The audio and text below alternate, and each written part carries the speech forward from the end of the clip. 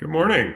Welcome to Tuesday's installment of my Facebook Live series. Today we're going to talk about continual forward progress, vision. Among the 9 characteristics of continual forward progress, vision ranks first. Why? Because if you don't know where you're going, you're never going to get there. I'm talking about vision today because in trying times, and truthfully, even in non-trying times, it's incredibly difficult to maintain our vision. There's so much coming at us today, July 2020 in particular. We can easily get distracted from our vision. There's so much uncertainty. There's so much concern for ourselves, for our families, for the developments of the community and society and the world around us. It becomes harder and harder for us to maintain our through path, our navigational north on where we are going and where we want to end up. Maintaining our vision is our most powerful technique to making sure that as we get buffeted by the forces that come against us as we move forward, we'll be able to maintain our path. So I want to talk about some of the characteristics of vision that we can become aware of that will help us maintain our vision, and even more importantly, maintain ourselves on our path towards our personal navigational north. It's easier sometimes to think about life as just kind of like a whatever. I live life as it comes. I live in acceptance. I don't try to control things I can't control. These are all very important values to maintaining a focused and reasonable approach to the challenges that life faces. Because yes, the truth is there are a tremendous number of things in life that we cannot control. And I've talked about it before, and I will talk about it again and again and again, that if you stood with a hula hoop or a ring and just dropped it and let it lay on the floor around your feet, the only thing we can control is within that circle. Another way to say it is we can control everything up to the end of our nose. 100% true. That only reinforces how important vision is, because the vision is our vision. The vision is literally coming out of our eyes. So what we want to see is up to us. It's not up to anyone else. And if we live life according to this big whatever, if we ask ourselves, why not just learn to be happy with whatever? Because whatever is going to come at us, then I've got to ask you, are you really going to be happy? Because the whatever that comes at us is not of our choosing. We have to determine how we're going to react to it. But first of all, we have to have a sense that we're actually on a path going somewhere. We're in a direction. And I want to talk about just sort of an analogy for this of if you're, let's say you have a fast car, a Ferrari, and you jump into it and you take the first freeway ramp you come to. Just because I'm just going to drive. Whatever happens, I'm just going to drive full speed, and in an hour and a half, let's see where I get. So the first freeway ramp that, if you leave my house, that you'd come to, would put you on the freeway that will take you up to Santa Barbara. In an hour and a half, in a Ferrari at 150 miles an hour, or if you could go full speed, this is a thought experiment, not reality, you're going to end up somewhere around Santa Barbara, California. Now, if you change the rule and you say, I'm going to take the second freeway entrance that I pass, that's going to put you on a freeway that'll take you to Colton, California. If you've ever been to Colton, if you've ever been to Santa Barbara, these are two completely opposite cities. Santa Barbara is a gorgeous kind of paradise right up against the Pacific Ocean, and Colton is an inland empire city that is best known for a mineral mine. And when you drive by Colton, you can still see the mountain of refuse that was created from the mineral mine. It's a largely economically depressed and lower socioeconomic city. And whereas Santa Barbara is known as kind of a little bit of a playground for the rich. Now, not entirely, nothing, no generality is entirely true, but those are generally the two different characteristics of the cities. And I want to be clear, I'm not criticizing Colton, and I'm not anointing Santa Barbara as a paradise on earth, because you can be miserable in Santa Barbara and you can be happy in Colton. Why? Because it all comes down to your vision. But if you are living the big whatever and you're just going to go wherever the highway takes you, you're going to end up in one of those two places or in an entirely third place, not of your choosing. So what happens when we actually have a vision is then we get to say, well, if I want to get to a place that works for me, I get to decide which freeway on-ramp I'm going to take, which choice I'm going to make in my life right now. And our obligation when we're making choices, we have to be very clear about this, is not to make the perfect choice, but to make the good choice. Why do I say that? Because there's no such thing as perfection. Perfection is a loser's game. We play it all the time. Most of us are perfectionists. Most of us have extremely high standards for ourselves, and actually we call those standards perfection, but it's a little bit of a lie. It's part of the loser's game that is at the core of perfection, because we will never be perfect. There is always something that's going to be imperfect. But if we have a standard that's reasonable, that I would call even remarkable, then that's a standard. What makes a standard remarkable is it's a standard we can actually meet. We can make a good choice. But the question becomes, what is the good choice? And if we don't have a vision, we don't know what the good choice will be.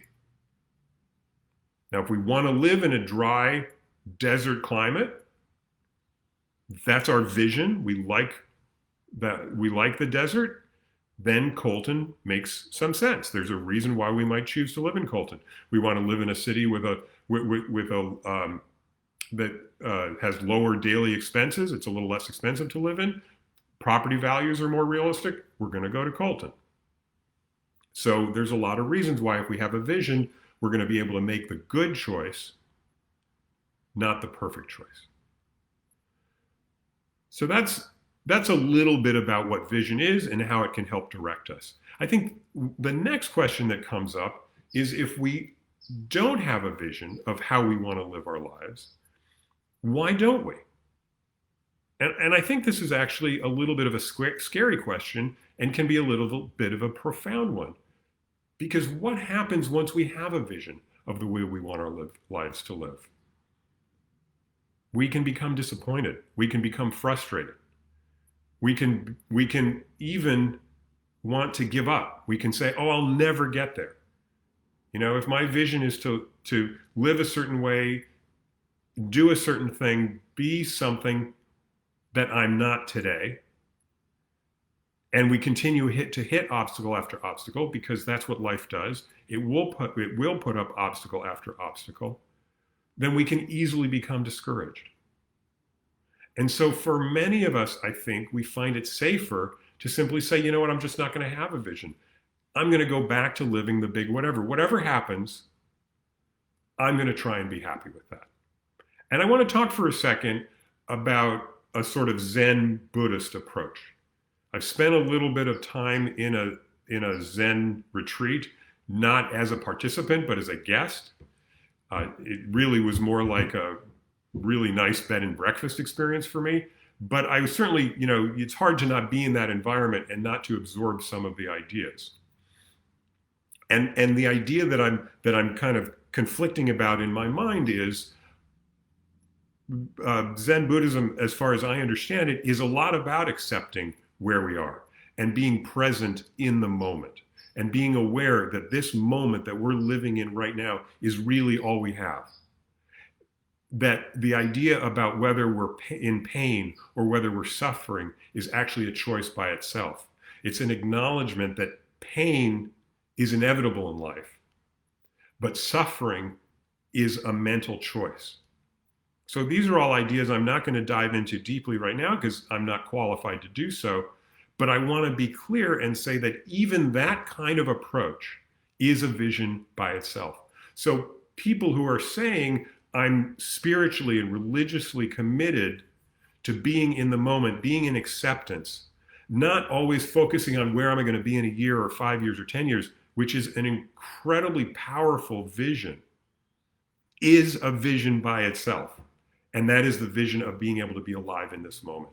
So you see, even when we're looking at ways where we move out of the kind of rat race vision that many of us in kind of a capitalist American society get caught up into, and we move to more of an Eastern philosophical, religious, spiritual perspective like Buddhism, we are still adopting a vision. That's how important vision is. It's almost like the vision of no vision is a vision. That's what I'm talking about. So to simply say, I don't have a vision, I'm going to take life as it comes, is really just an excuse to not take control of our lives, to not control even that small space inside that circle or hula hoop that's immediately around us. And then I think the last thing I'm going to be able to talk about today, and next week I'll talk about vision part 2, is what is it costing you to not have a vision? If you are sort of meandering along, taking life as it comes, really just struggling to get through every day, what is it costing you? And I feel like there's no more powerful question we can ask right now in this time that we're living in with the pandemic and other crises that are going on around us than that, is what is it costing us to be in this kind of holding pattern or Groundhog Day if we are not still maintaining our own internal vision of where we want to get to. And I think the cost is extreme.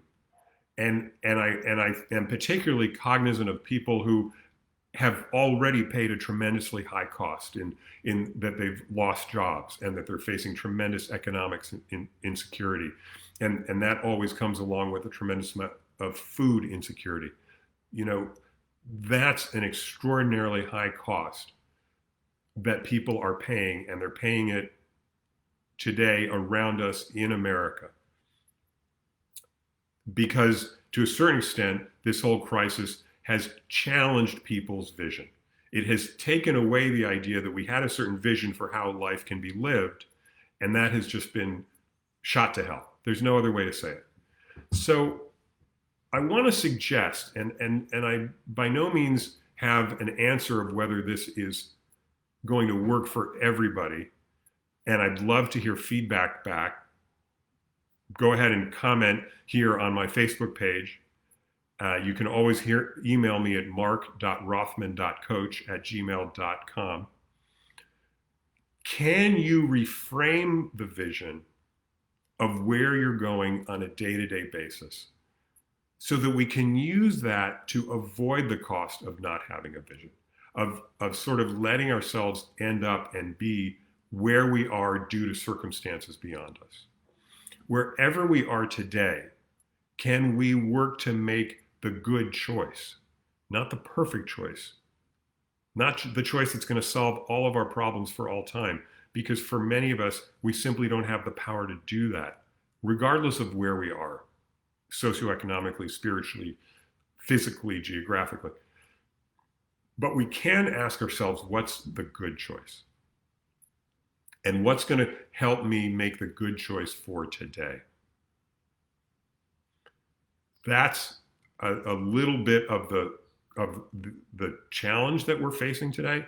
And when we talk about vision, we talk about whether we're going to be happy with whatever, why we may not have a vision, that it lets us off the hook of having any kind of responsibility. And we talk about what it's costing us.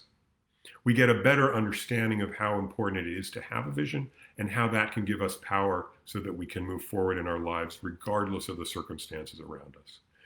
Come back next week, Mark Rothman, Progress Coach. I'll jump into more part 2 of vision as part of Continual Forward Progress. Check out my book, Stop Playing Small, an A to Z guide to living your bigger, better life. You can get it from Amazon. And my website is markcoach.net. Always looking forward to hearing from you. Be in touch.